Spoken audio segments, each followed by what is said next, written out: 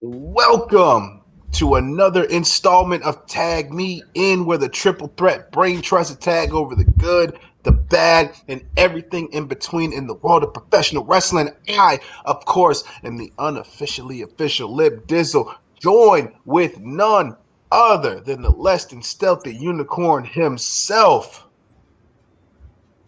So cool, so stealthy, oh so legit. The legit Scoot Hirsch. Just tell you one thing. AEW was in cheeks compared to NXT.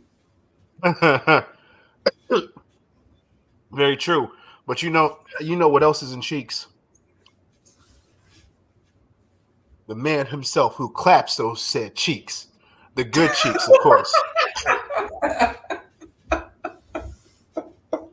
The one, the only heartthrob of the IWC himself, Mr. Cleeks, Mr. Cheeks Clapper all day. Jaeger, bombastic, so fantastic that fellas of the IWC, if your ladies watching this, you need to grip some leather yourself because he gonna get to him if you don't. Yeah, goddamn right. And NXT may have been cheeks, but AEW had chugs. That's true. Ooh, I like that. That's good. That's good. Shout out to Adam Cole, baby, and his Twitch stream. But yeah, man. Yeah, I think, and Raw better watch their ass because they lost twice in a row in the same demographic. Same demo. So I don't know what Raw's going to do as far as in retaliation. So that's something. They tried this week, right? They did. But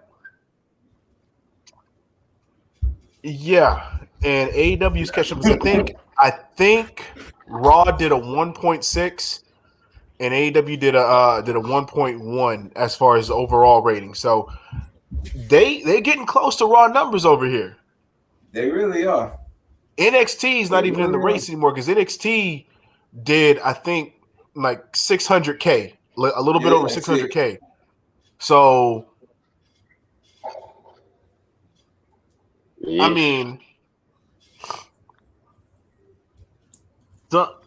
Mick Foley had it right. AEW. AEW is WWE's problem. WWE, you have a problem. You hear that, WWE? We coming for them cheeks next. I mean, I don't want them. I mean, there's a few cheeks on there that I'd like. Well, yeah, in terms of those, I just don't want AEW's bankrupt cheeks, creatively bankrupt cheeks. Okay, I was about to say, man, they're yeah, no. Financially, they are doing financially they're doing gangbusters. Got a chance to say that shit in a fucking sentence, but but yeah, but you know what, Scoot? Let me ask you first. Do we have anything on the news front in terms of AEW? We can really just keep on discussing what we're discussing. But I know you said you had something kind of, I guess, controversial, or oh, you goddamn right.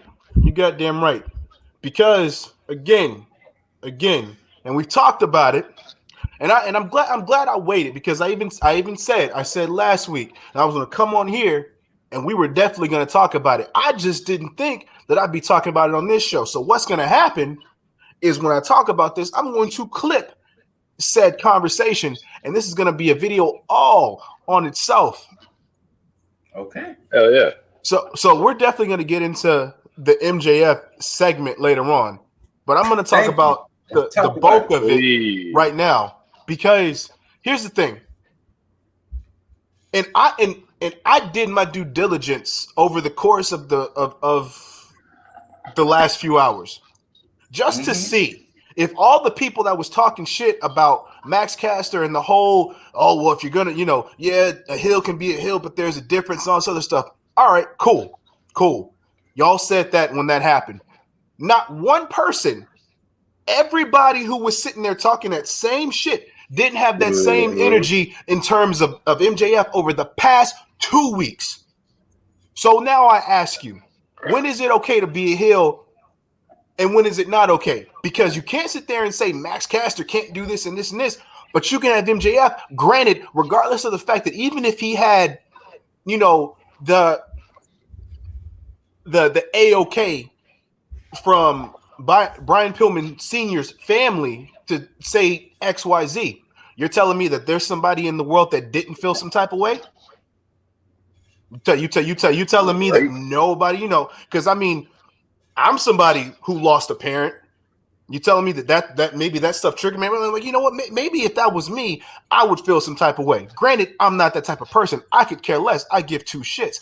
But here's the thing: if you're gonna have an energy towards one thing, you better be damn sure you keep that same energy in terms of something else. Because here's the thing: I don't give a shit if Scoot has an issue with something. I don't care if Jaeger has an issue with something. If they say something and they believe in that, whether I disagree or not, I'm not finna stop them from saying that because I don't give a shit what happens to this fucking channel, because at the end of the day, everybody on this squad stands by their goddamn morals. So I don't care about any fucking agenda. I don't give a shit who caters to what. I don't work for anybody. These two don't work for anybody. So if you come to me and you say, oh, Scoot said this and this and this, okay, I said, well, did he mean it? Is that something that he felt? If somebody says, oh, well, Jaeger said this and, that's my girl and all this other stuff, I'm like, okay, well, did you get a disclaimer?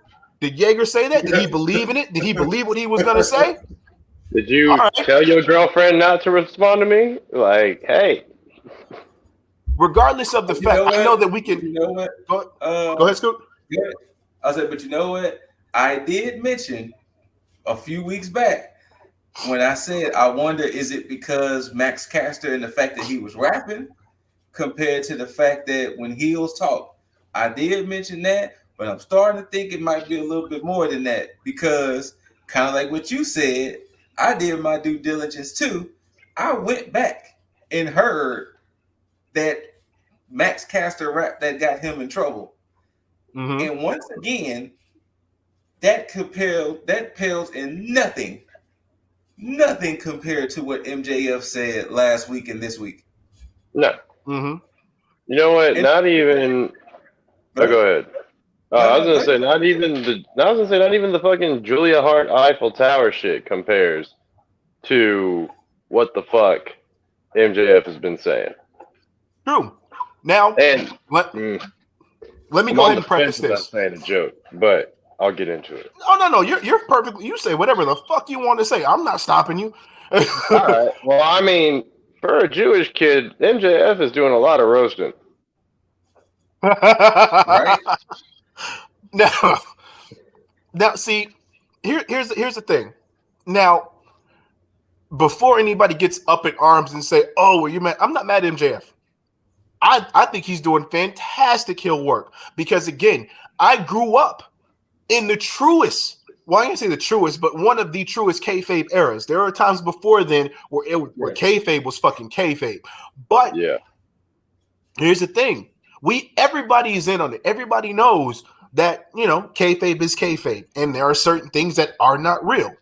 And I go back to the last statement that I fucking made when I talked about this shit previously. It's people playing a fucking character. Now, you can't sit here and have, you can believe, MJF, he believes in kayfabe. That's why we follow behind that. Okay, who's to say Max Cash doesn't do the same thing? You don't know that, because, and this is where I'll disagree with Scoot just a little bit, because Scoot had when we talked about the Becky and Bianca thing, where race could play a thing, but I don't even think it's a racing. I think it's a positional privilege thing. Because So I'll say this: I don't necessarily think it's a race thing, because because in this case, Max Caster could have been hell. Max Caster could have been fucking Frankie Kazarian or whatever at this point. You're 1000% correct. This is a position thing. It's not a race thing. I don't know. Like I said, it still could be compared to a rap, compared to regular promo, but 1000%, this is definitely a position thing. And I was even going to preface it with the whole fact that even because like I even listened to a compilation of Max Caster's raps that he does, the stuff that he does on Dark, and the stuff that he like somebody compiled just like different compilations. And out of everything he said, the worst thing he truly said was when he was referencing Moxley's wife, Renee. That's the worst thing he really said. And then, of course, that's when Bones was like, well, we talking about the podcast. She wants us on the podcast, you know. Yeah. But for him to reference the whole Duke Lacrosse thing, which everybody had to research what that even meant. Everybody had to research that. But then, you know what? To even bring up something, this is the same thing Jim Cornette had went through when he said that little joke he said that basically caused him to leave NWA. He said, and I think this is also another thing that happened. Whoever, because that was on what, Dark, right? Jaeger or Elevation when he did rap. Duke Lacrosse? Yeah. Yeah, that was on Elevation. I think this is also a touch of the wrong people might have heard this and made a big deal of it as well. Well, that's what I always keep mentioning. And this is what I always keep mentioning with whole cancel culture and stuff like this. I'm pretty sure Tony Khan was pressured by people who probably never watched a fucking wrestling match. Yeah. And then here it is, they hear this kid rapping and they hear him referencing this and everything. But then you telling me these same people who was bulldogging and fine-tooth combing had nothing to say about MJF? Because they don't watch the product. Like I said, man, I'm taking it a step further, but I'm pretty sure that it's people that have some kind of ties to Duke or something, that are friends with Tony Khan or something of that nature. Yeah. Like you said, people that have never watched a wrestling match but know Tony Khan as a friend or something, and are just like, hey, man, the fuck? You letting this shit slide? You telling me now? I have not heard not one individual say anything about MJF's last two promos. Not one. Yeah. Nobody coming out being like, oh, well, I'm a recovering addict, so I take offense of them, making light of somebody's drug addiction. None of that. No, nothing at all. Not to mention, even if we go back to, again, MJF being a fantastic fucking heel. Go back to the Brody Lee show, the tribute show. He gave -1 the finger. He gave a kid. Well, that's not the first time he gave a kid a finger. Well, yeah, no, I know, but we're talking about a kid on his father's TV show, paying tribute to a father he just lost, and it's like, now, granted, Brody Jr., of course, perfectly fine. He's part of the business, so he's somebody who understands. But at the end of the day, again, you have to keep that same fucking energy. And that goes to everybody in this fucking community. And you know what? I'm not saying this to everybody, because there's other people that actually have basically sided with, have the same viewpoint as we do. Not thinking it's a fucking big deal that a fucking heel is being a fucking heel and doing whatever they can within the realm of reason to fucking get heat. Nobody's saying that MJF is doing, is crossing the line. He's doing some things that pushed on a little bit. but he's not doing. He's not putting his hands on a kid. Yeah, give a kid the finger. Okay, whatever. Cursing in front of a kid. Doing everything he can to verbally abuse somebody, but he's not physically harming anybody. He's not putting anybody in a position that's making them go home like, you know what? No, I need to off myself. Like, stop it. Now, the worst thing that's going to happen is somebody's may take offense and attack MJF. That's the worst that's going to happen. But it's something that he signed up for. That's his thing to bear and deal with, because that's his consequence for that. Max Caster, the same thing. He referenced something and everybody got up in arms. He talked about Julia Hart, somebody who's also playing a fucking character. That's who he directly. But nobody was offended. Pissed at what he said to Julia Hart.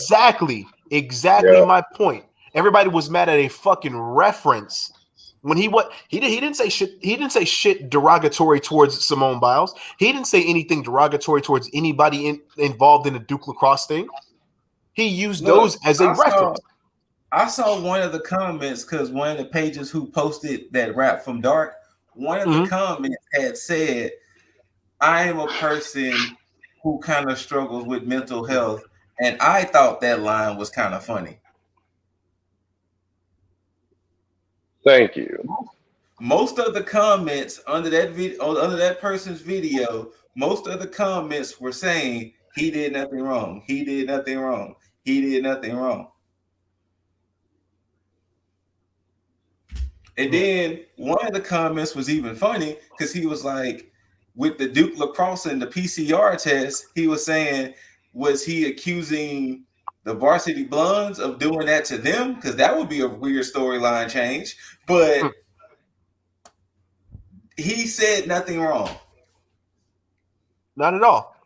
Yeah. But for Tony Khan to come out and be like, hey, I usually check all his raps, and this one just so-called got past me. Tony Khan did everything to throw that man smooth under the bus. Yeah, and that was my only issue with Tony Khan at that moment, was the way that he kind of played that out. Because normally Tony Khan normally like he'll take responsibility for something and just be like, hey, it's on me. If something happens, I take full responsibility for that. And once again, now granted, okay. No, I'm saying. He kind of took responsibility in his own way, but he still did it in a way that still kind of put Max Caster in the wrong, or somebody else in the wrong. I know what he was trying to say, but it came off differently, and that was my problem. Now, granted, Max Caster's back, so good. That was the right call, but still, it shouldn't have gone that far anyway. And that could have been to save Max. That could have been to take the heat off of him from whoever was in Khan's ear, Tony Khan, in that regard. But yeah,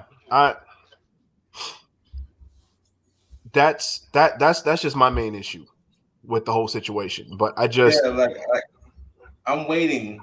I've been literally waiting these past 2 weeks to hear anybody be like, do y'all think MJF is taking it just a tad bit too far? I mean, I don't. There are definitely times, and we'll get into it. There are definitely times where I'm like, oof, man. But I always go back to the whole, look, this motherfucker's getting heat. He's making sure that he is heavily disliked.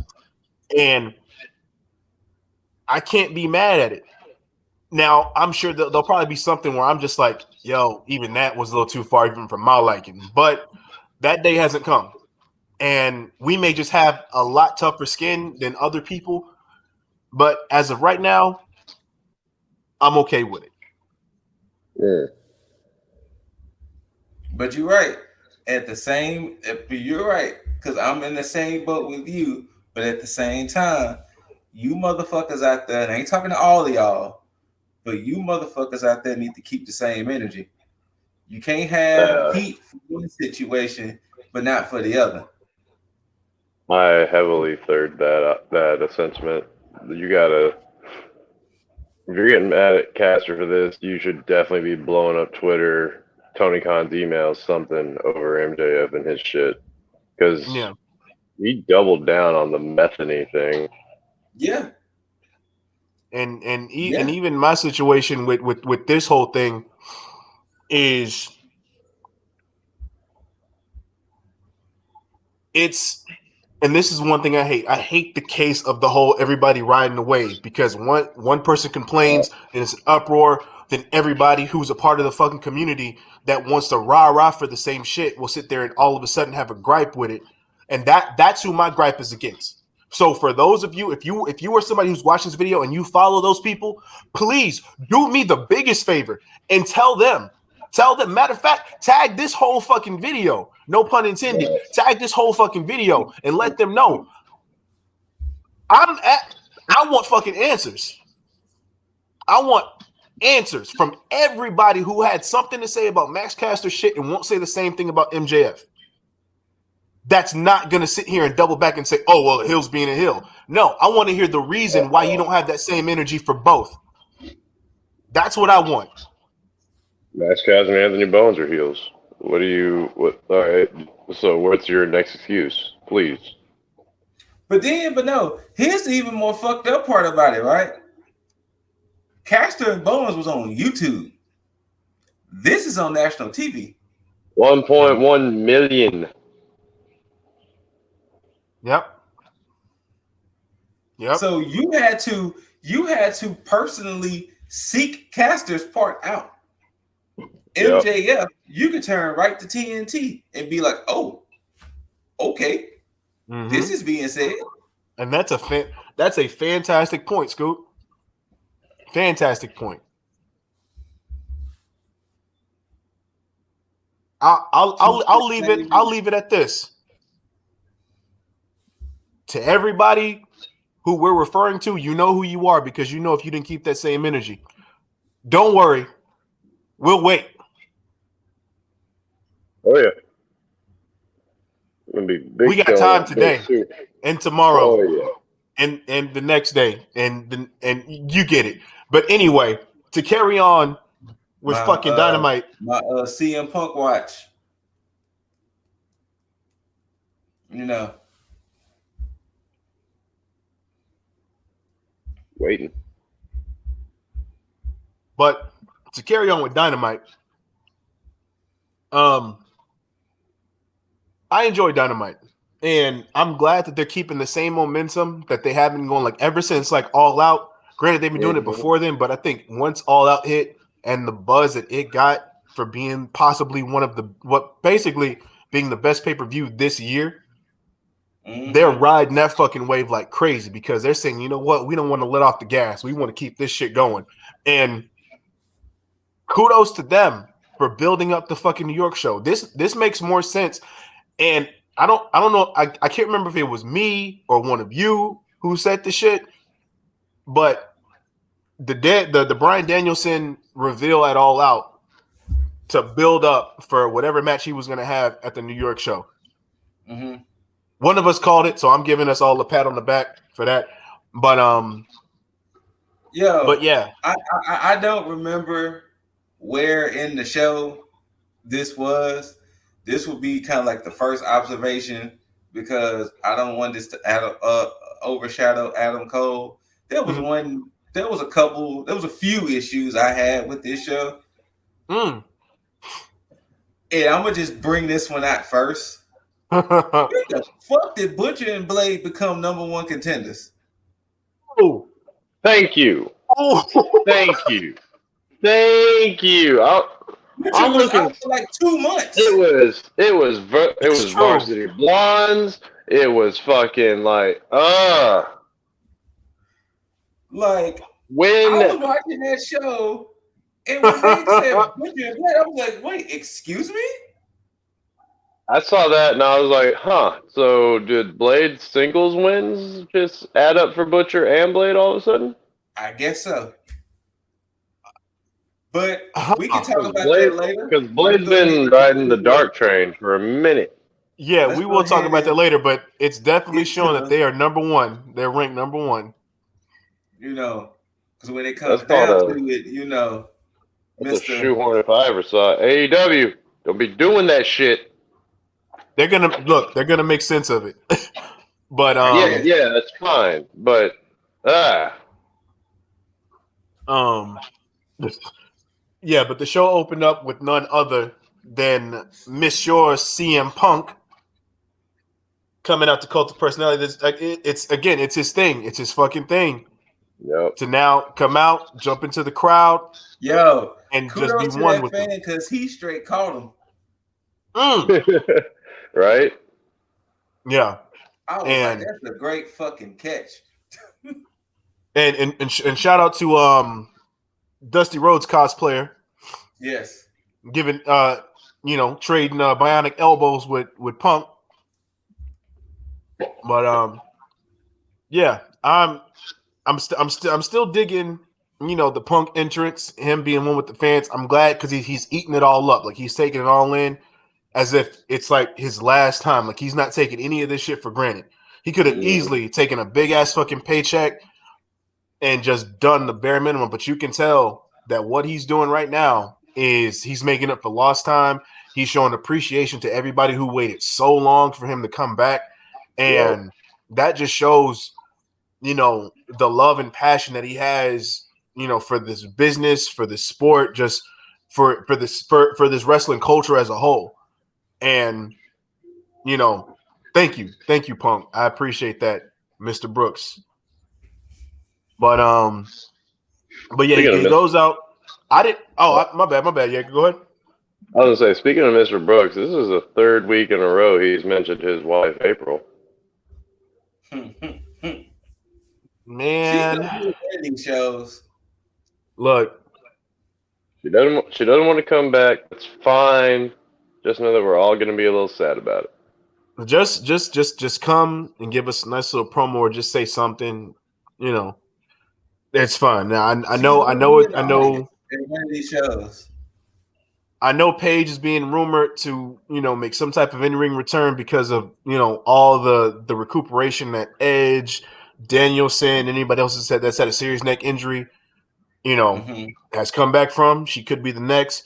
Now, AJ Lee, I don't know. Hers may be I think hers may be a bit more serious because I think, I don't know. Heard that have to wrestle. She could just be there. Like she could just, just pop up. That's true. There's a part of me that but here's the thing. To be honest with you, hold on before you finish your point.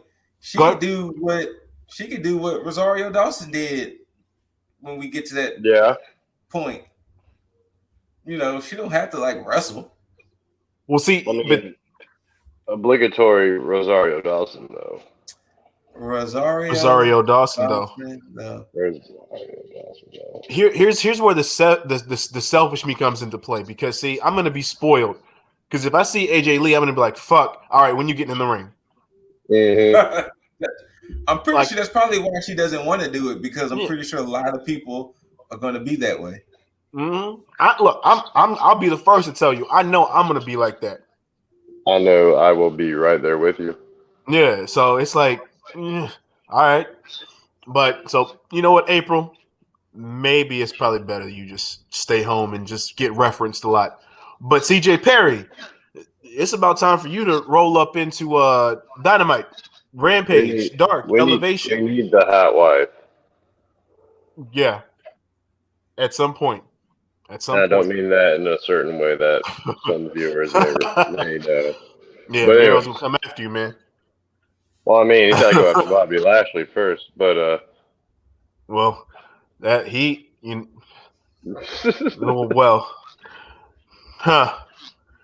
yeah. But anyway, it's a conversation for another day. But Lashley, 100%. Yeah, you got her business for real. But I completely forgot that we were gonna get Punk on commentary. So I was like, yo, he just came out there to run and just jump with the fans and chill just to run back out.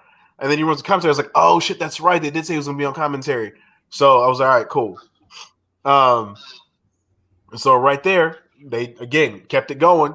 And then we get Cole versus the Elite Hunter Freaky Kazarian. You need to drop that name. Yeah, I feel like they kind of dropped the ball with what they could have because they had something perfect with him, and all of a sudden it's like real fast. Yeah. I mean, make it elite interferer or something, but not Hunter. Yeah. He could have started off small, knocking off Cutler and knocking. Like he could have started off small, knocking off like Cutler and Nakazawa, and then moving his way up or something. But the fact that they've kind of done nothing with him, or whenever he does get one of the elite in ring with him, he then loses.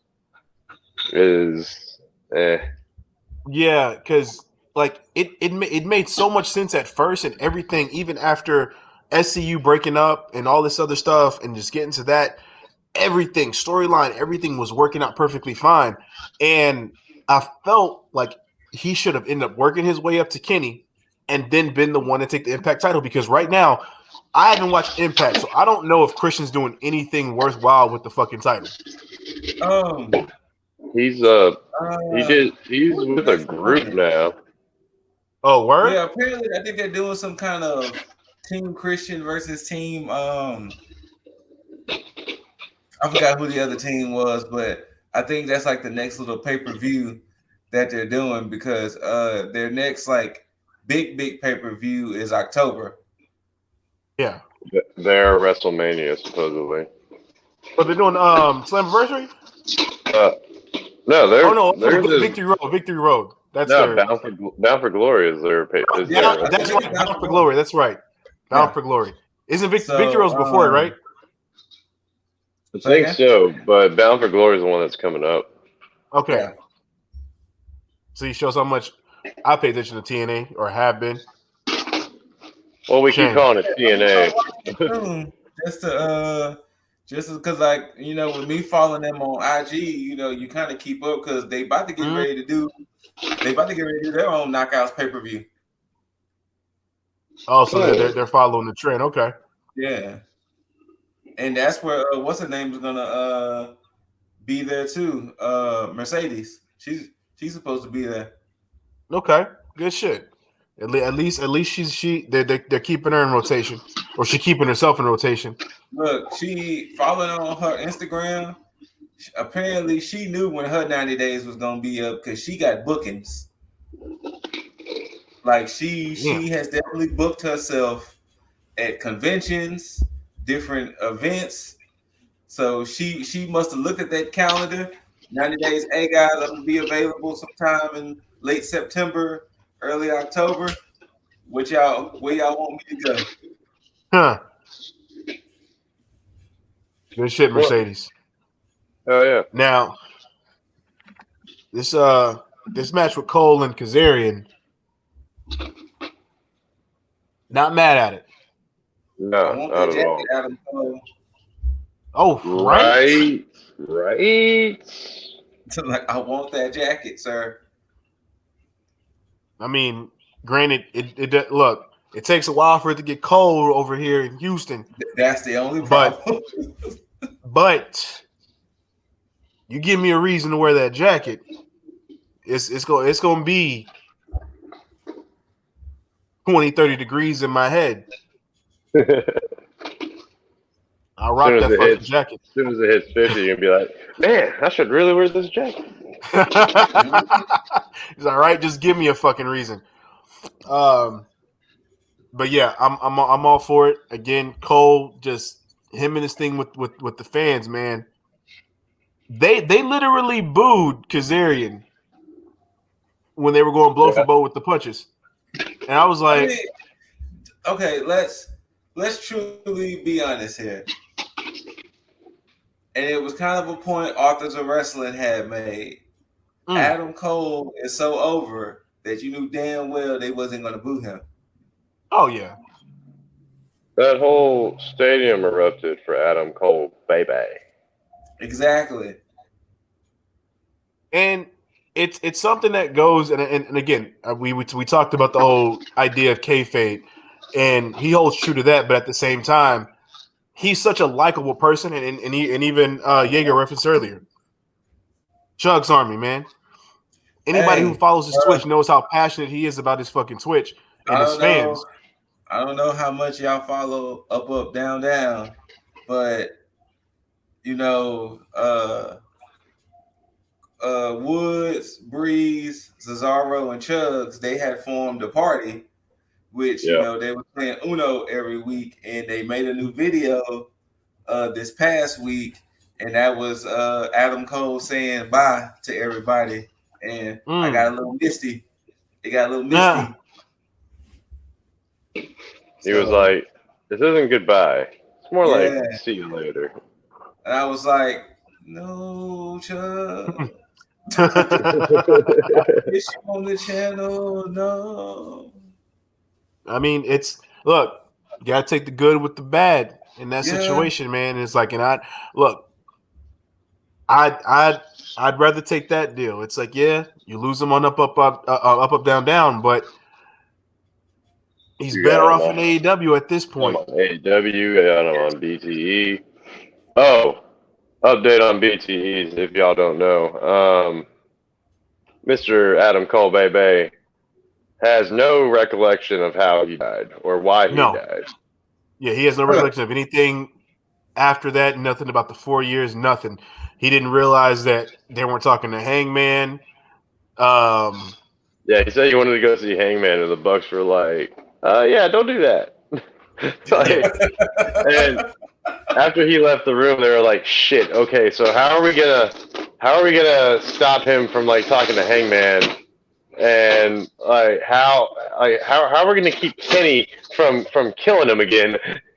And Kenny kind of goes off on like a homicidal thing, going like he just needs to stay in his lane and not try to take my spotlight. And then they're like, "Kenny, you see, that's exactly why he died last time." I'm like, "Don't do that." I was like, there I am. I sound like a fucking heel again. But yeah, call goes over. No surprise. And did they call his Shining Wizard the last shot? I think so. Yeah, that from the back. Yeah, did they call it the last shot? I think they called it the last shot. I was like, because I know they definitely call it the Panama Sunrise. Yeah. But I ain't make sure, I didn't pay attention if they called it the last shot or not. Yeah, I think he's good to go on that one. But then after that, we got a good old story time with Adam Cole, baby. Good old story time. He basically, for the long short of it, called out Christian Cage and Jurassic Express. Yeah, in a 6-man tag. And trios. And that's the thing. I was just about to say that because this show was a huge just spotlight on these trios tags are coming. Yes, they are coming. And they're coming this year. I think so. I'm on the fence, willing to wager that they may get debuted at New York. Yeah, I mean that's what I was thinking because I think they're going to be between New York and Full Gear. Something's going to happen trios titles related because there's a lot that's going on, and again long time storytelling with AEW, and we'll get into it later as well. But the seeds that they've planted and the way they make things make sense, so fucking good. Yeah. So I was talking about how I felt Death Triangle or possibly Jurassic Express or even the brothers of the sons of Papa Sting were probably going to get those trios titles first, but I'm under the assumption that maybe we get Young Bucks and Adam Cole as the first ever trios champions. I'm sorry if y'all hear all this shit knocking around. That's Loki going ham over there. Yeah, he's got a puzzle toy that rolls around, and he's having the time of his life with it. But yeah. So they're basically gonna. I don't know if is that for next week? Or is that for Rampage? The trio, the 6-man The 6-man or the tag. trios. No, that's for Rampage. Okay, so see, they're again they are continuously stacking Rampage. Like they are not making Rampage some second-rate fucking show. They're like, you know what? No, We this got is 3 Dynamite matches. extended. Exactly, and I love that. So yeah, Rampage is they're making it to where it's always must see. Yeah, he's right. It's for that next Friday's Rampage, the 2-hour Rampage. Oh shit, nice. Yeah, so we're probably gonna get another match or two out of that So to skip ahead a little bit, they have 3 matches announced for that 2-hour Rampage. And it's the Men of the Year versus Jericho and Hager, CM Punk versus Hobbs, and Cole and the Bucks versus Jurassic Express and Christian. So those are the 3 matches so far for that 2-hour Rampage next Friday. Yeah. Let's see, that's next Friday. So wait, when's the New York show? Next week. Yeah, next Wednesday. Yeah. So it's after that show. Yeah, that's it. Oh, this next week is gonna be fucking crazy. Sure is. I mean, hell, the matches that's at next week's Dynamite alone is pretty stacked. Yeah. So that's gonna be beautiful. Which of course we'll get into the the good of it. But then after that, of course, we get MJF's promo. I'm not gonna get into it because we've already got into most of it, but my thing again, I am not liking about none of these promos is Brian Pillman Jr. He's not reacting appropriately. Not at all. And it's like MJF is setting this dude up for fucking. He's setting him up for fucking layups, and they're fucking givens, and he's just like, all right. Yeah, he's just like, okay. Like you're going a little too babyface there, Pillman.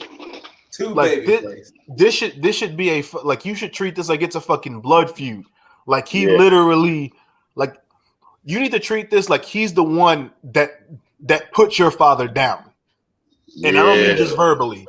You need to treat this like he literally just, When he started talking to the ring, like, "Hey, Brian," I was like, "Whoa!" Like,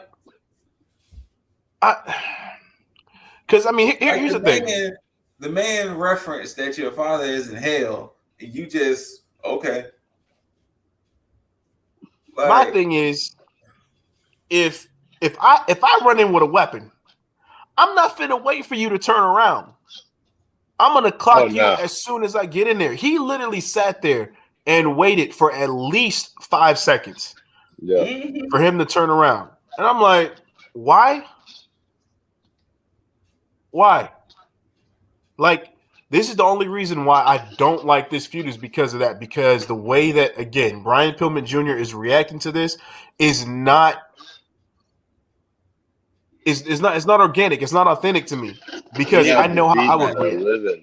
You need to be going ape shit. You need to have Wardlow not be an obstacle for you. Yeah. Yes. And he wasn't. That's another thing. Wardlow wasn't even inside the fucking ring. So you had a clear shot to MJF. So should have been chair across the back and then a continued beat down with maybe Wardlow separating you two. Yeah. Yeah, this whole shit outside of MJF is not believable to me. And I hate that because this is supposed to be Brian Pillman Jr.'s like just setup. Like this is supposed to set up. Exactly. But we're not gonna get that, and he's gonna end up fucking it up. He's gonna have to find another way to get over, and it's gonna probably take him longer than it should with somebody else who's not gonna be as good as MJF as far as building this shit up for him. So especially after this and how he's fumbled it. Yeah, exactly. Now, speaking of which, we actually had everybody on the Pinnacle on this show. Yeah. And None of them came after each other except for Tully. Yeah, well, except for Sean Spears match when they did the whole Sting bit, but yeah. And it was funny because I kept throughout this whole show, I kept asking myself like, why aren't they not referencing the Pinnacle when each one of these members are here?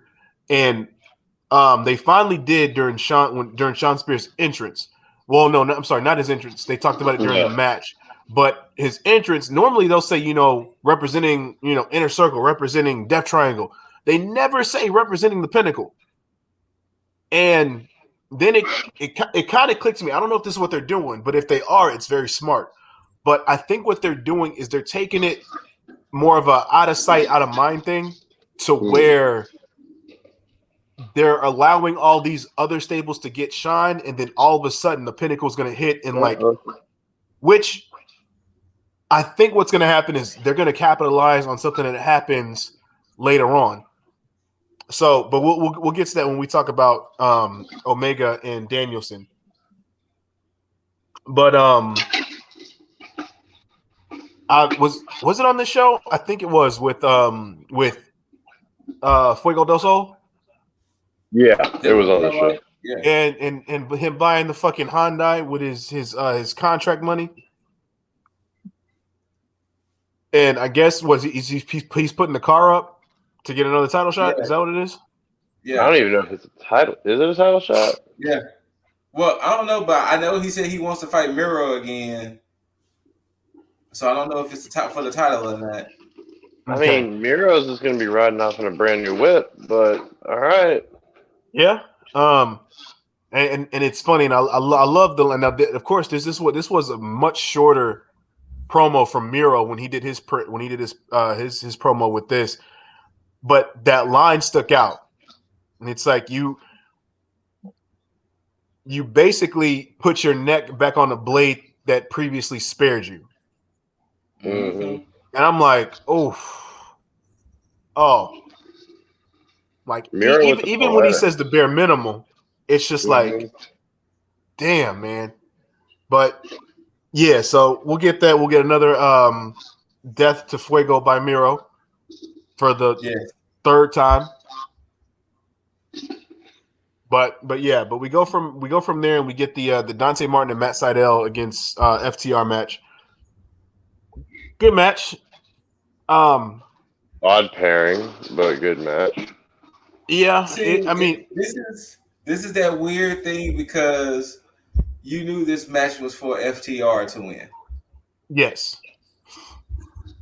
And all I kept hearing in my head throughout this whole match was no flips, just fists. In my head, over and over again. The old revival shit. Which still a good tagline from them, but But yeah, FTR go over. No surprise. Glad they did, because members of the Pinnacle need to continue to look strong for when they eventually become a whole again in front of everybody rather than just being behind the scenes. So can't wait for that. But we'll see. But then we get to a good entrance, fantastic entrance. Good start on the mic from Malachi Black, who is starting his own cult, so to speak, from the the House of Black. So this is my this is my thinking I had. This is this is how you officially break up Dark Order without breaking them up. Mm-hmm. Those members who want to not stay under Dark Order can technically go to the House of Black, while the rest can stay with Wyndham. That way, you can shed the name Dark Order, since Dark Order is going to forever have Brody Lee's name attached to it. You can essentially dissolve the name and let it just live on through Brody Lee. So that way you can have Wyndham's group and you can have Black's group. Oh, and to get a feud between Black and fucking guys. That would be epic. Oh, Yes. I thought about that the moment I saw his entrance and the whole House of Black popping up, and I was like, that's where half of the Dark Order is going to go, and whoever okay. else. I like that. Oh, I like that. I'm mad I didn't think about it, but I like that. Yeah. So that makes that first part even better for me as far as for this whole segment.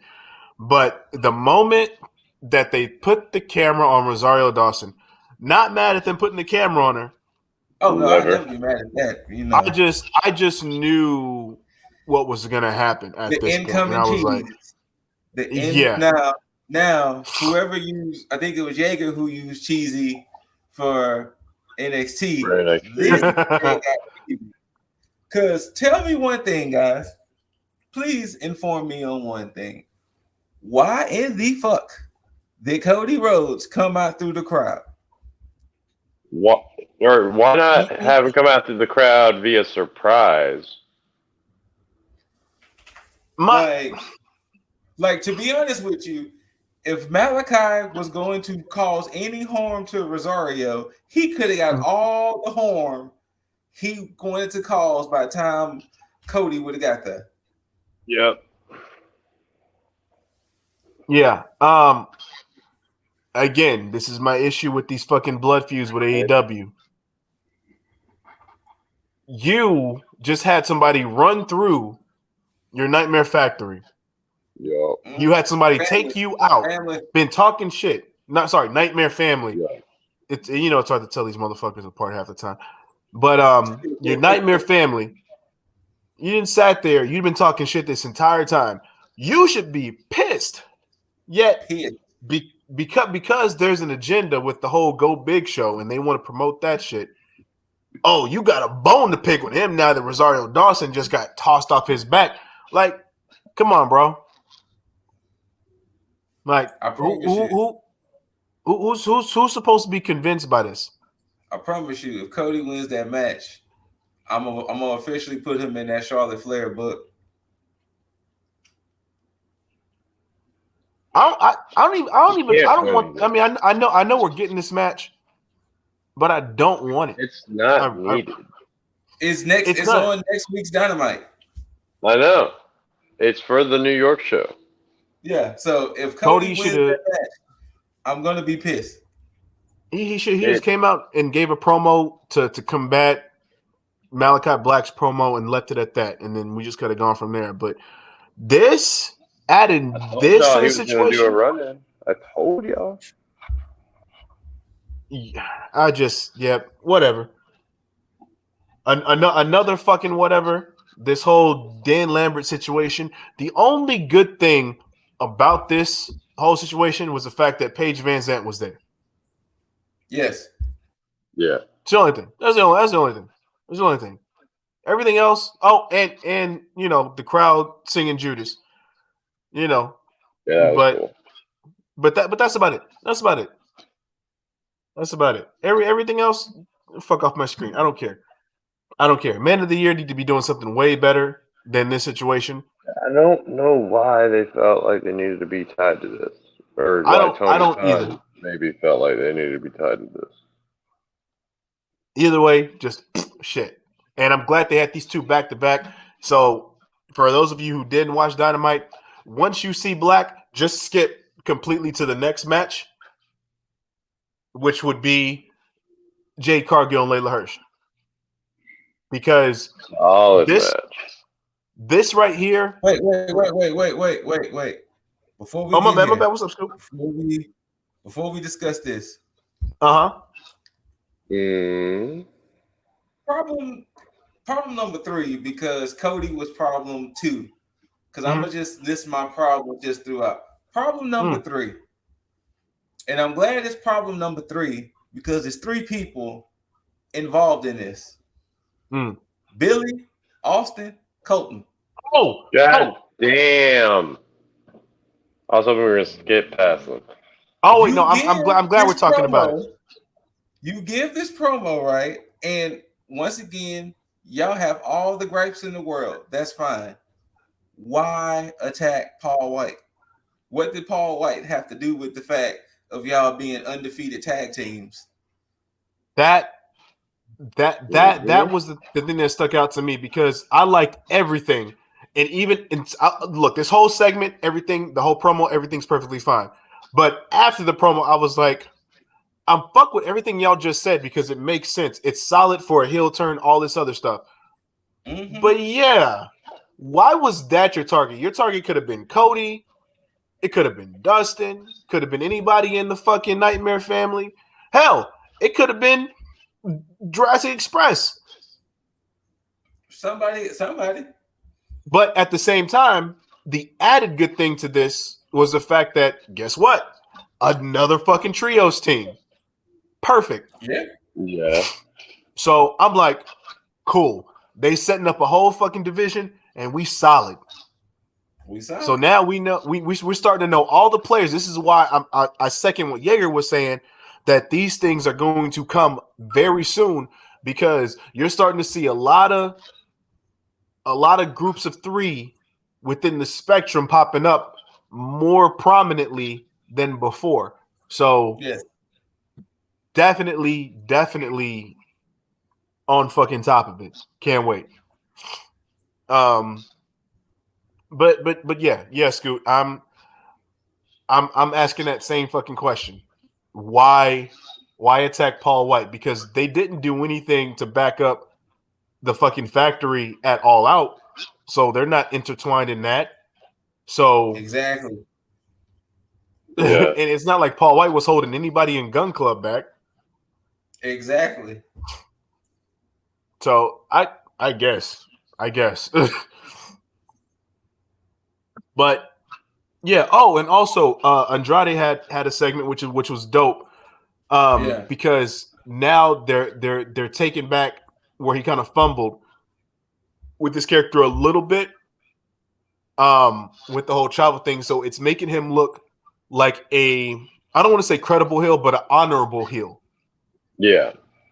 To where it's like, okay, well, he won, like you still made Pac look strong, and Andrade won by nefarious means, but it wasn't by his doing. So they still made him look strong in the fact of, yeah, you may have won, but that's not how I wanted to win. I know I can beat this person. So definitely good. Now I don't know what they're gonna do as far as with some of his broken English without Chavo, unless they're gonna have his assistant Jose translate for him or talk. I don't know, but we'll see. But I like what I'm seeing so far. So good shit on that end. Mm-hmm. But we get to Jade Cargill versus Layla Hirsch, and both of them looked fantastic for their own. Now, I was getting mad at first because I was like, "Yo, why is Jade Cargill being scrubbed like this?" But then it made sense, and I'm glad because I'm glad I paid attention to it because Layla Hirsch was looking good throughout this whole thing, so she was looking completely strong, and that was to her credit. And by the end of it, Jade Cargill looked even better because it's like, okay, well, even though she took all this, it only took her a few set of moves to end it. Yeah. So it was like, oh, that's perfect how they did the booking on that. So Layla Hirsch still leaves, even though she lost, she still looks strong in defeat because she lost to somebody who they're building as credible, which is perfect. But that doesn't take away from Layla Hirsch because, again, just like Scoot's namesake, she's looking pretty fucking legit. Yeah. Legit. So, yeah, I love how they're shaping up this women's division as far as the top 5 to possibly 7 women in that ranking. Mm. All for it. Like I can't praise it enough at the moment, especially going by how we first started talking about this women's division up till now. If they keep at it this way, and NXT continues to fumble, and they end up fumbling their whole women's division, AEW may end up having the best women's division, especially with the whole Forbidden Door shit going on too. Yeah. It's definitely possible. They got to keep reference, or they got to make sure they start referencing the other companies, though, or what they're doing with the other companies, though. They do. They definitely do. Because there's a lot of fucking talent that they could be pulling in and that they could be referencing. Hell, they could be outsourcing their own talent out there. But they have, but they just never say anything about it. Exactly. So, which I think is weird to me. Very. So I just don't know what their agenda is. I know that they probably have some type of thing in the works, but I think it's more so me wanting to see what the fuck it is, so that way I can make sense of it. Because right now it does seem pretty one-sided in AEW's favor, where they can sit there and be the big dog on the block, but they don't reference anything else, even though they have other people going elsewhere, like Layla Hirsch going to Empower, or the same thing with Red Velvet and Kylie King going to Empower and doing their thing over there. Yeah. So they didn't mention nothing. Shame. Figure it out, AEW. Figure that out. I mean, you had Layla Hirsch, Kylie King, Diamante, and Red Velvet. Diamante too, yeah. And didn't say nothing. Like, I think that was very weird. Yeah. And it also sucks too, because now that Kenny's not the champion of Impact, there's like zero there's like zero mention of Impact at all. Barely.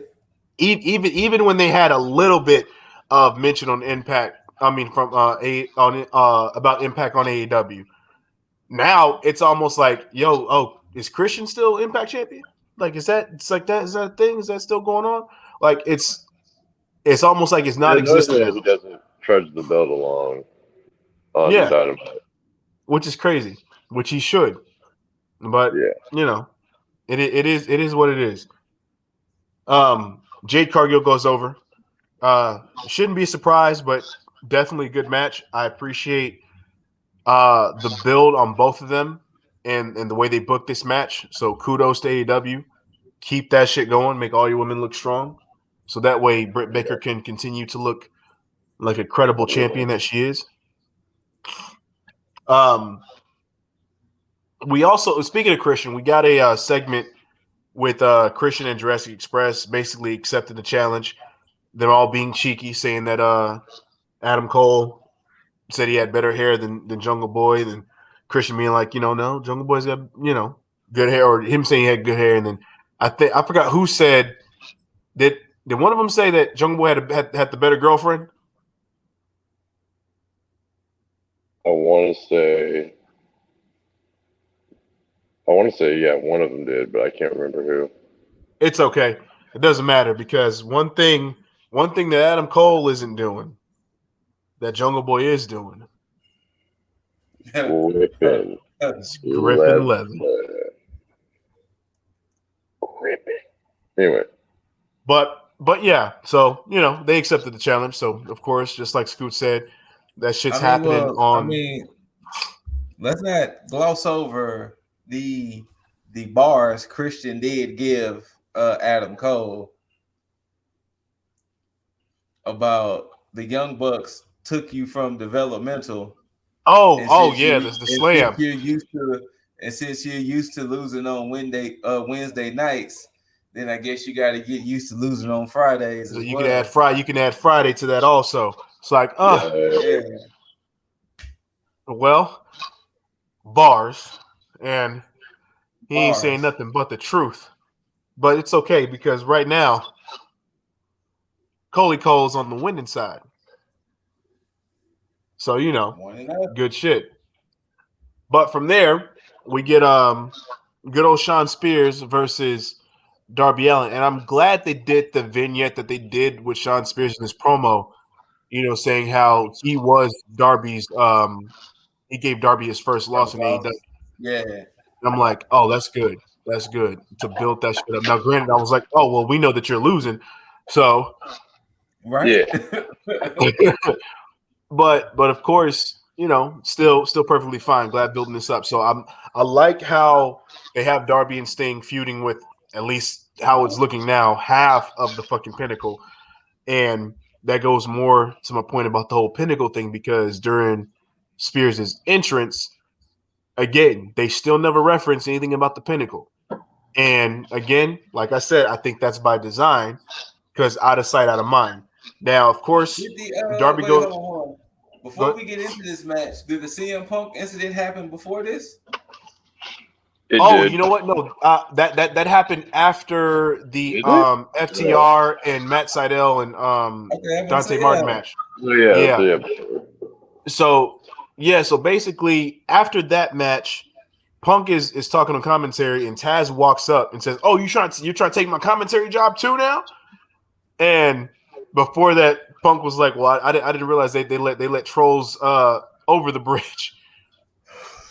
And so you had Taz and Hook, and so Punk, of course, said, "What do you do? Like, I'm not trying to take anything from you." He was like, "Whatever." And so he takes off the headset, walks up to Taz, and of course, set up by design. Hobbs comes out, clubs Punk from behind,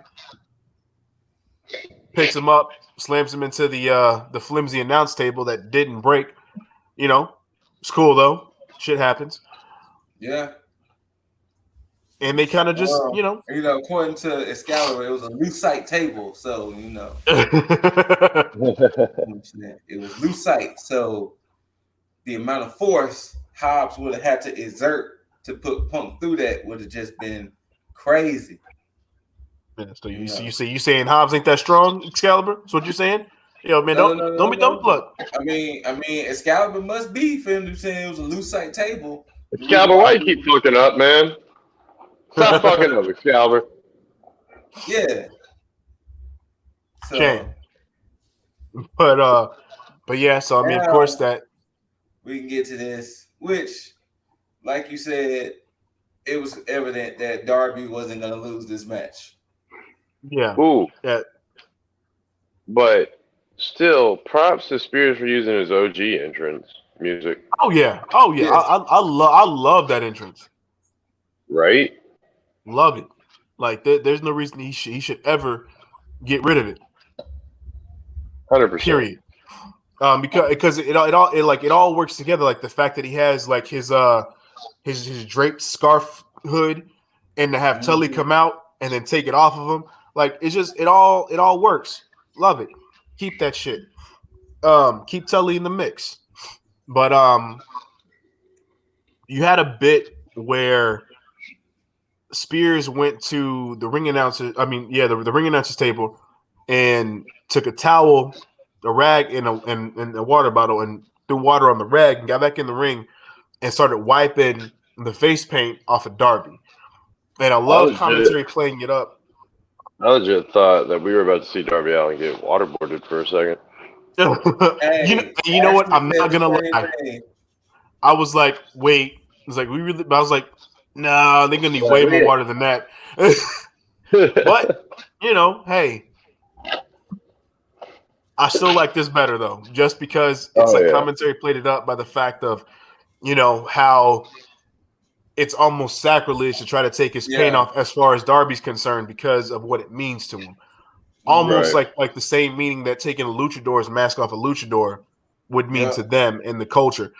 And I was like, yo, this whole thing, like it's cool. So it means now you're adding disrespect to this, which is going to further this feud.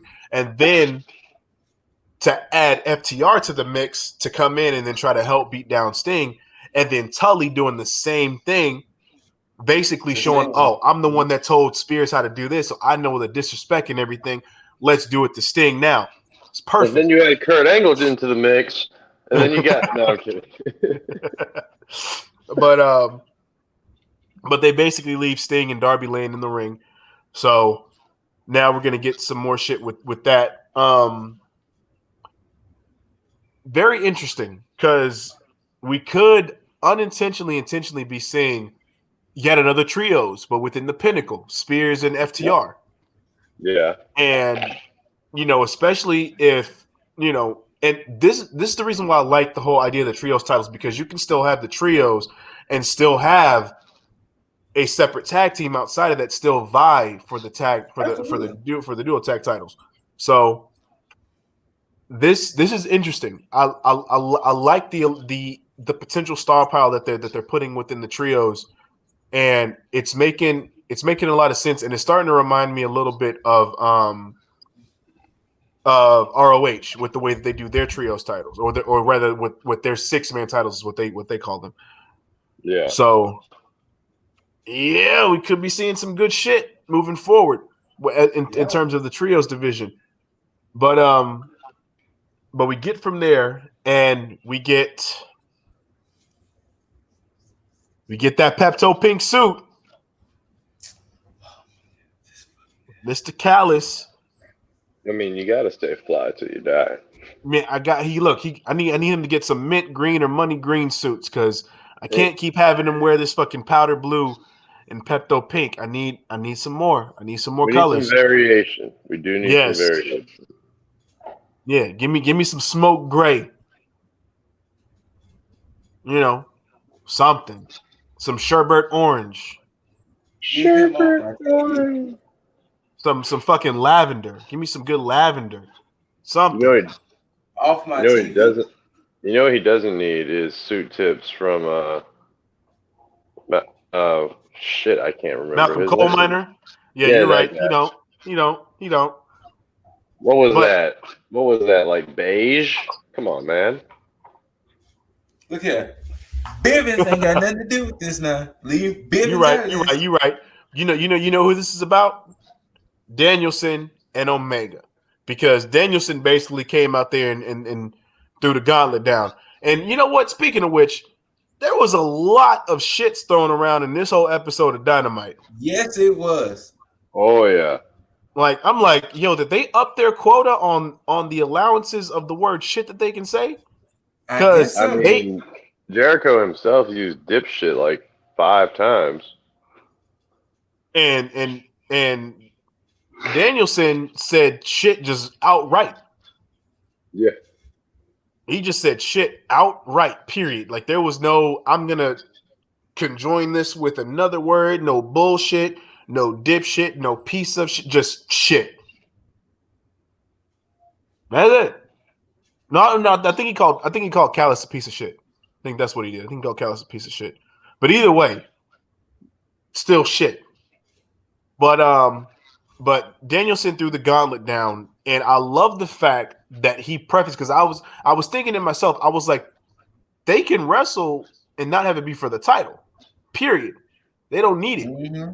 And sure enough, Danielson came out and said, it doesn't have to be for the title, at least not yet. We just want to know who's the best. Love it. Now, I didn't think they were going to set this up this fucking soon. No, not at all. But, and I was mulling this over my head, because I was like, what the fuck? Like, how's this going to work, especially for Hangman? But then it clicked. And this is a way to start the downfall of Omega. You have him lose to Danielson without it being for the title. Hangman comes back. Of course, he loses at Full Gear. So something happens in between then. But then you start to get this thing with Omega where he starts to realize, well, maybe the elite situation is holding me back. Maybe I am better than this, because Danielson pointed that nugget out there. He said that, Callis is talking for him. All this other shit's going on. He wants to – he's talking to the best bout machine, the god of wrestling, and – I think this may fucking work. And then you'll get the whole, implosion of the elite, where you get Adam Cole on his own, all this other shit. Kenny goes away, either turns face or just stands on his own, whatever. And then you have the dominant stable out of the way. And then you get the Pinnacle back. Yeah. At the forefront. Since, again, out of sight, out of mind. And Hangman joins House of Black or Cult of Wyndham. I don't know. Never mind. I think Hangman may stand on his own, and then he may fall to somebody. I don't know who that somebody is yet. Oh, huh? One of those two, either Wyndham or Malachi. I think he might fall to. Oh wait, you know what? MJF. That depends. It could be MJF. Or MJF. It makes sense to be MJF if in fact what I'm saying is true. If Pinnacle comes in right after the Elite implode, then MJF is going to vie for a title shot. He's going to be on the road to that because I think what they're going to end up doing is have Pinnacle basically state that they're coming back in full force, stronger than ever, and now it's time to go for gold. And then you get FTR either getting the tag titles from Santana Ortiz after they win, or you have FTR and Shawn Spears get those trios titles. Now, I don't know if Wardlow's going to be a part of Pinnacle at that point. I think we may end up getting a foursome. No giggity.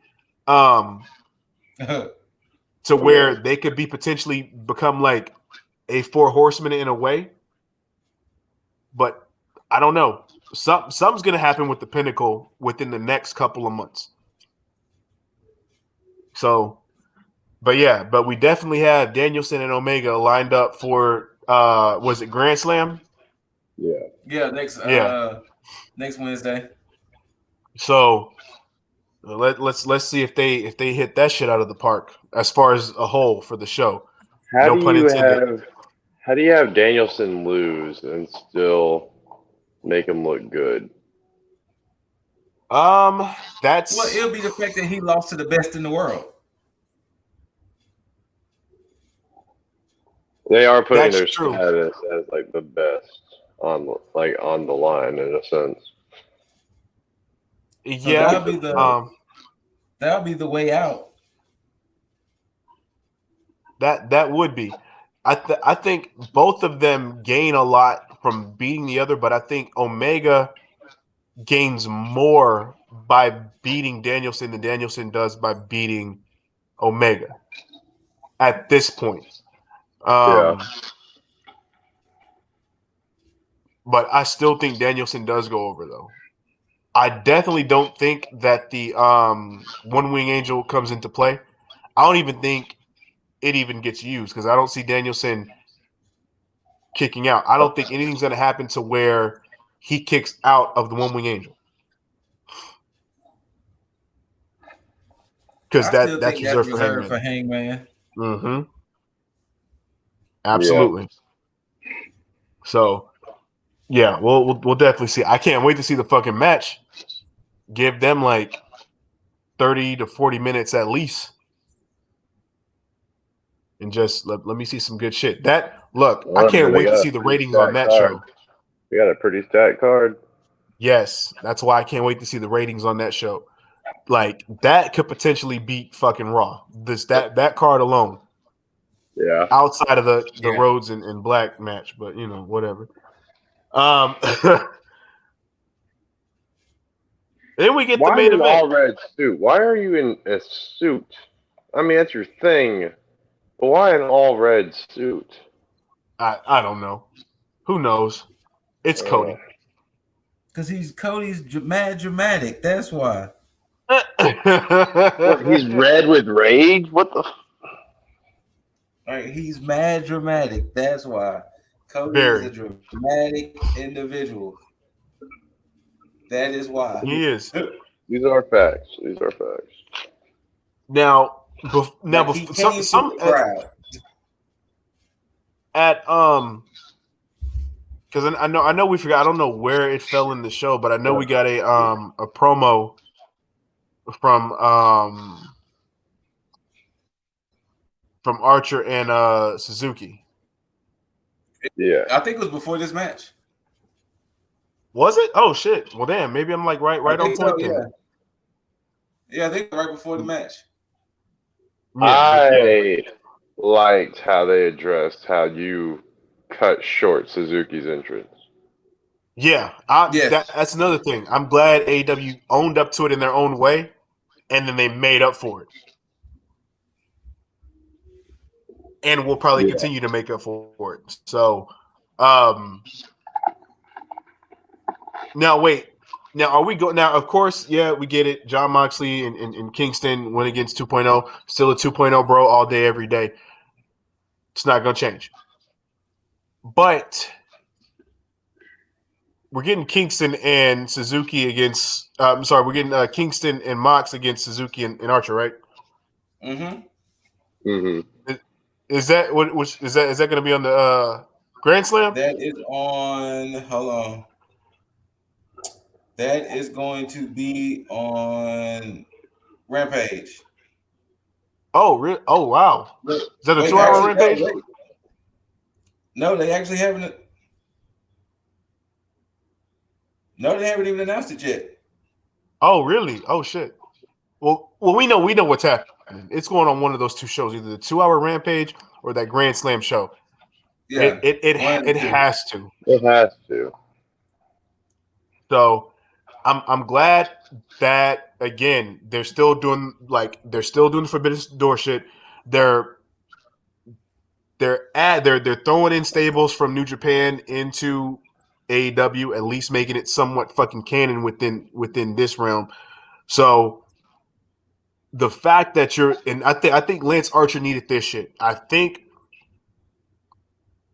adding Suzuki-gun to this whole situation makes the most sense.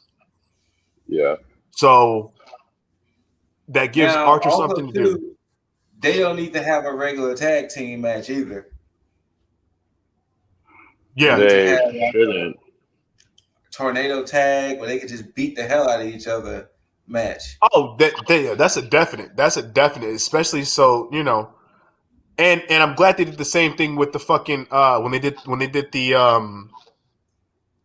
the promo and vignette with Archer and Suzuki, showing their two matches where they didn't even show anything inside the ring. They just showed shit outside the ring, which I was like, good, keep that shit going. Yeah.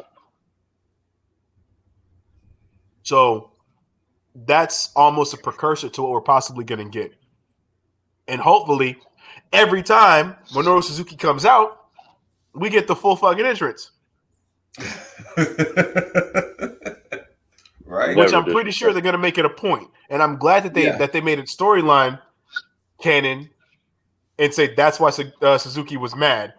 So he's pissed off because you cut his shit short. Because he said he wasn't pissed that his eye got busted. No, he was he didn't play. He was like we're in Mox's hometown with Mox's people. It was like it was a setup. And it's like this is how y'all treat me. It's like yeah. Let's run with that. I don't give a shit as long as it's a reason to get y'all pissed off and fight some more, legitimately, to where we actually get a long ass fucking match that's way fucking longer. Which now I can forgive. I can forgive the shit we got last week. Yeah. Because of this, because now they make that shit make sense. So I take back what I said about that. I'm like, okay, that's a good setup for what we're gonna get moving forward. So that's pretty much how it got the reaction it needed out of us at the time. Yeah, and even if it was done unintentionally, they found a way to make it work in their favor. So good on AEW for being able to read the room, and which again, good on Tony Khan for being able to do that, because again, that's what listening to the fans is. It's not about catering to the fans in that sense. It's about listening and reading the room and being able to make the necessary adjustments to make your show better. Not being hard-headed and saying, you know what, well, if you don't like it, I'm going to do it anyway. Like, no. If it's not working for you and it's going to turn people away, change the strategy. Simple as that. Vince's Four Horsemen. Pritchard, Dunn, Laurinaitis. Who am I forgetting? Oh, Khan. Not the cool one. The Con Man. Nick Con Man. Nick Con Man is forever his name now.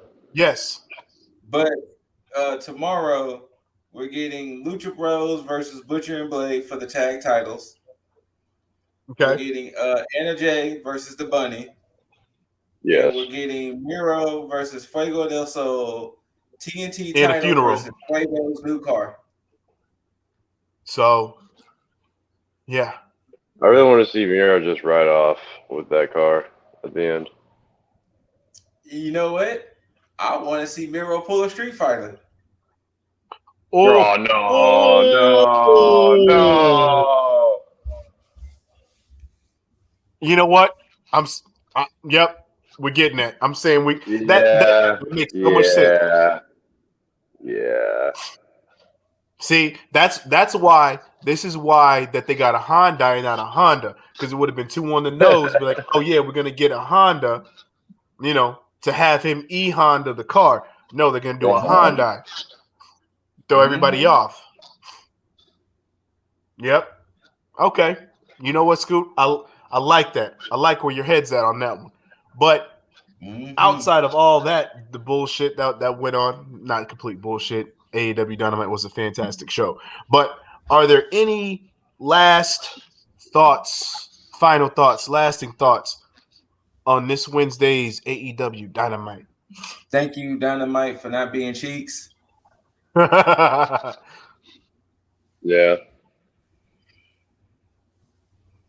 But also thank you for some cheeks.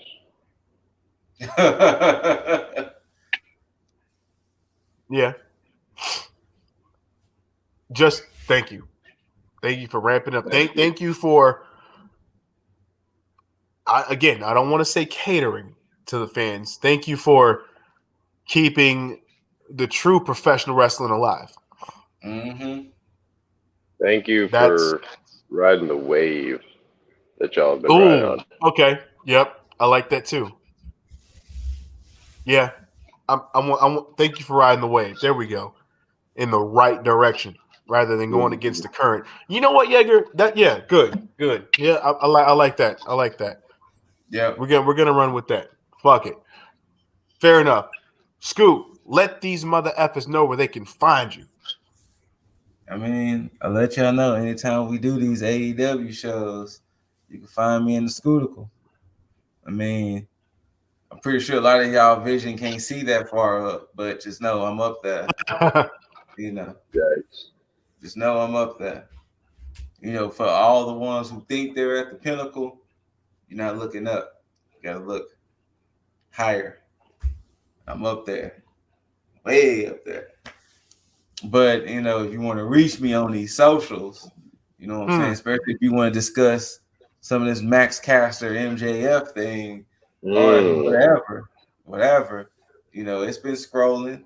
TheScooterRay, IG, Twitch, YouTube, TikTok. It's there. Less Than Stealthy Ninjas. Don't bring that smoke there though, but Less Than Stealthy Ninjas. Same platforms. Ninja Banter is on Spotify, Google, Anchor, YouTube, all of that. Twitch. We everywhere. To borrow a line from my bro over here, the Less Than Stealthy Ninjas, we Googleable. Oof. Googleable. True story. Story. But I want to direct, while I'm sitting here yelling at these dudes and giving smoke to these dudes, you need to be worrying about the man down here, because how did Mike Jones say it? You look up and your dame missing. Yeah. And where you think she went? She down there with Jaeger. You know what I'm saying? She down there rubbing on low key and everything. Oh. I mean, why y'all think I pop in and out? I mean, what? So I'm gonna give the floor to him. So the heartthrob. Yeah, I mean, look. Hey, hold on a minute. So, IG, if you want to talk to me. Xbox, PlayStation, if you want to game with me.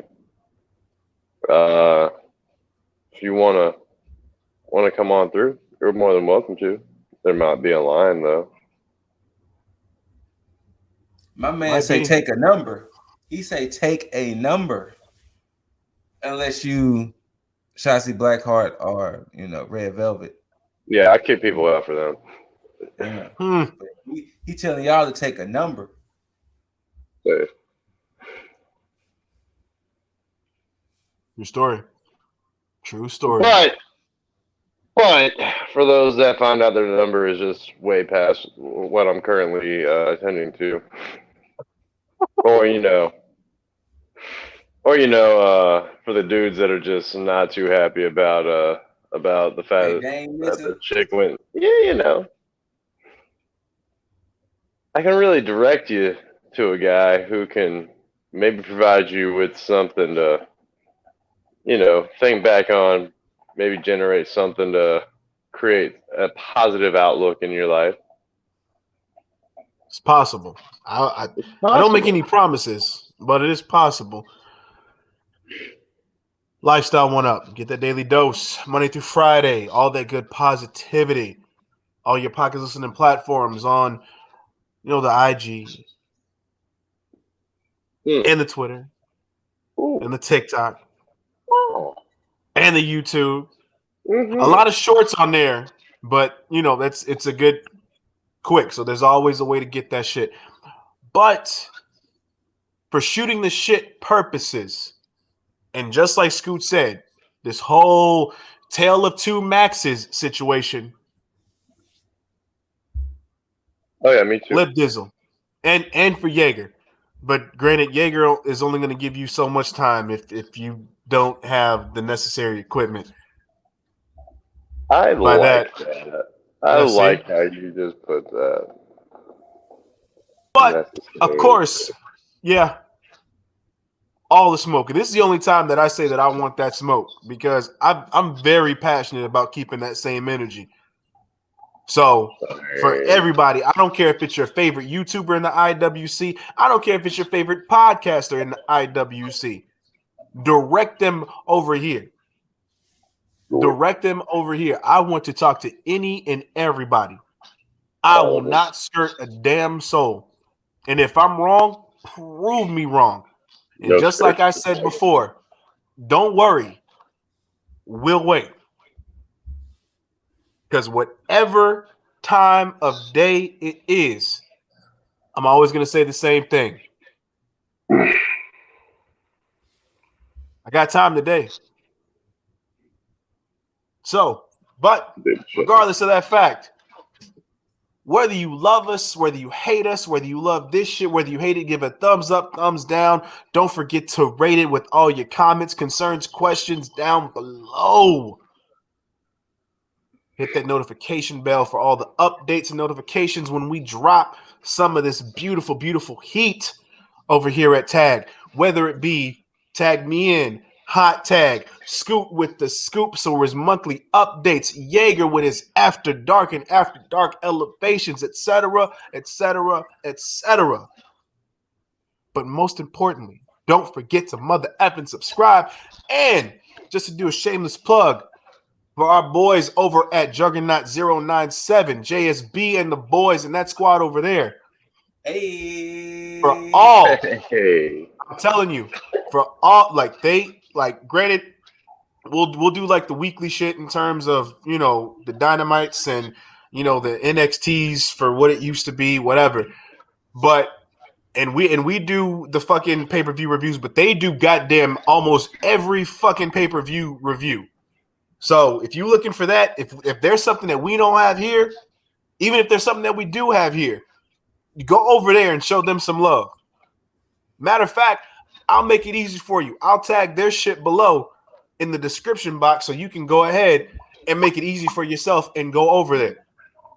Do yourself a favor.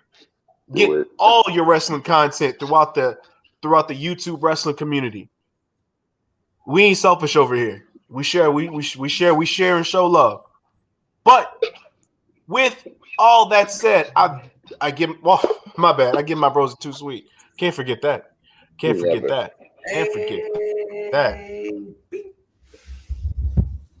Bow, bow, bow. And of course, with that said, I bid you all, you beautiful mother effers, adieu until you see these handsome faces, hear these immaculate voices. Until next time, as always, to you beautiful, beautiful, beautiful, beautiful, beautiful mother effers, tag the fucketh